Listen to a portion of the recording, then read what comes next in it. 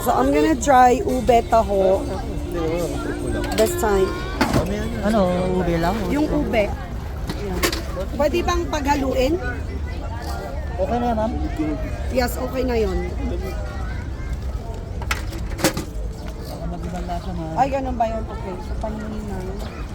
Dalawang original, sir. Pahingi pa ng... Ay, ito pala. Okay, so this is... Kakakain lang po namin ng binato. Ayan, meron pa binato. May nakita na naman. So now I'm gonna try ube taho for the first time. So I've tried strawberry taho the other day and it was pretty good. So this time I'm gonna try ube.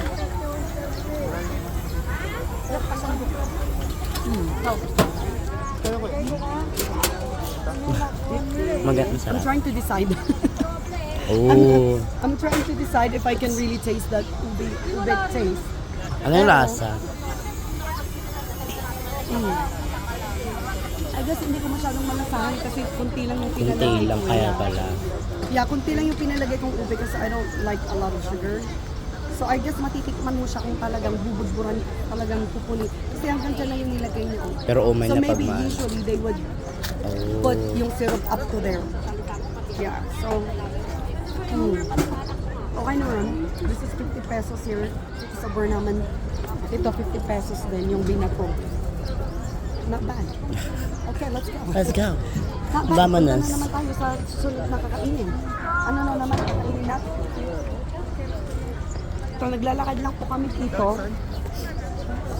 And ang dami pong mga pagkain na pagbilit-bilit. So, I don't know kung ano yung susunod namin kakainin. I still prefer the binato. No, I think Loyal. Yeah, I know. I think I prefer yung original pa rin na taho Oh. na yung syrup na sugar. Kasi ito talaga hindi ko malasahan yung ube. Artificial, siko. Yeah, artificial lang. Tsaka pinalagyan ko lang ng konti. Mautak din yung nagbibenta kasi I was kinda hoping na dadagdagan niya ng tofu. Kasi konti lang yung kinuha ko na syrup. Kasi yun yung ginawa nung binilan natin kahapon. Na talagang pinuno niya ng puro tofu lang talaga, Tapos syrup diba? lang yung naano.